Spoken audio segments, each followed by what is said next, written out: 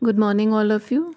Students, all of you know the importance of clothes in our life.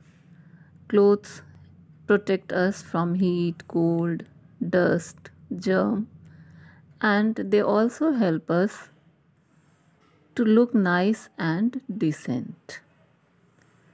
In class 6, you learned about different type of fibers from which the fabric is made. Uh, you learned about the natural fibers and synthetic fibers.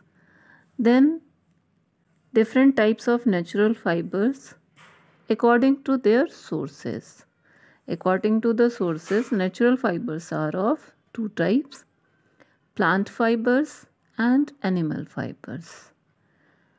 The fibers which we obtain from plants, they are known as plant fibers, and the fibers which we get from animals, they are known as animal fibers.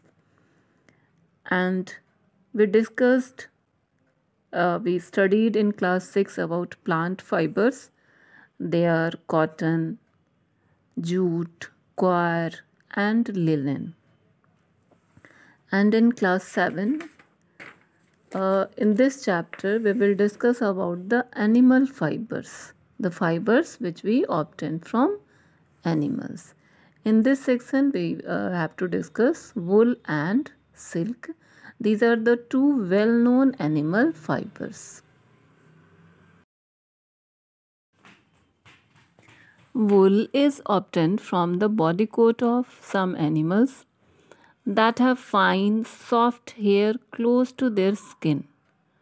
This body coat of fine, soft hair is called fleece. That means outermost covering which have fine, soft hair of some of the animals, that is known as fleece.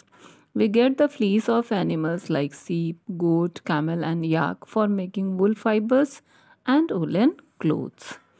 Although wool is obtained from the fleece of many animals, sheep wool is most commonly available wool. We also often hear names of other varieties of wool like Angora, Pasmina, Sahtoos. These are the different varieties of wool. In India, the breeding of sheep for wool is done mainly in the states of Himachal Pradesh, Punjab, Jammu Kashmir, Rajasthan, Haryana, and Gujarat. These sheep are fed on grass, leaves, pulses, corn, and oil cakes. When a thick coat of hair or fleece develops on their skin, it is shaved off, which is known as shearing to get wool. Now, how do woolen clothes protect us from cold in winter? This is the question. Uh, all of you know that wool traps air, and air is a poor conductor of heat. It does not allow our body heat to escape out. So, in this way, this keeps our body warm during winters. Now, we will discuss the different steps of making wool from fleece. The first step is shearing. The fleece of sheep, along with a very thin layer of dead skin, is removed from the body.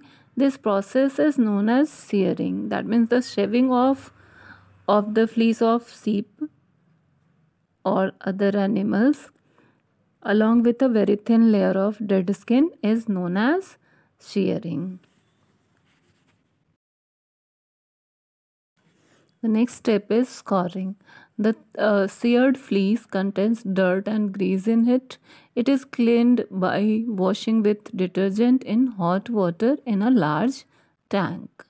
Suitable machines are also used for this purpose, and this process is called scouring. That means cleaning of dirt and grease from the seared fleece by using a detergent in hot water is known as scouring. The next step is sorting. The process of separating hair of different textures from the fleece is called sorting. The sorted fibers are scoured again and then dried. That means after sorting, the fibers are again cleaned and then dried. Sorting is a hazardous job because the person involved may get infected by a bacterium called anthrax, which can cause a fatal disease called sorter's disease. Then the next step is dyeing. The natural hair of sheep is white, brown, or black. The raw fibers are therefore dyed in different colors. The next one is spinning. The raw and dyed fibers are then twisted together to make threads called yarn. The fibers which we get after dyeing, they are then twisted together to make threads, and the thread is known as yarn. The yarns which are made after spinning, uh, they may be long or short in size. The longer threads are usually knitted to make sweaters, mufflers, caps, gloves, socks, etc. The shorter threads are woven to make woolen fabrics, which are used for making coats, trousers, jackets, and shawls. Now the next animal fiber is the silk. Silk is obtained from silkworms which feed on the leaves of mulberry plant. The rearing of silkworms for obtaining silk is known as sericulture.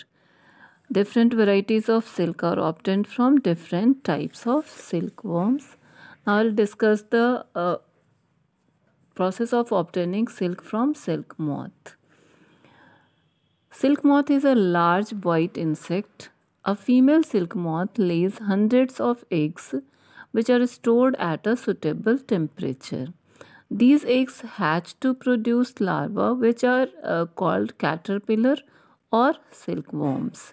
These larvae are kept in clean boxes where they feed on fresh mulberry leaves for 25 to 30 days and grow in size. The caterpillar then secretes a liquid. This liquid hardens on coming in contact with air and changes into a fine thread which is made up of a protein. The caterpillar covers itself completely with these fine fibers, and this covering is called as cocoon. The silkworm develops into a silk moth inside the cocoon. This is the first step of obtaining silk from silk moth. The second one is reeling. The cocoons are collected and exposed to steam. The silk fibers then separate out from the cocoons. This process is called reeling. The third one is dyeing. The silk fibers are then dyed in different colors. Then spinning and weaving. The silk fibers are then spun into threads which are woven into silk cloth. China ranks first in the world in silk production. India is also a leading producer of wide varieties of silk.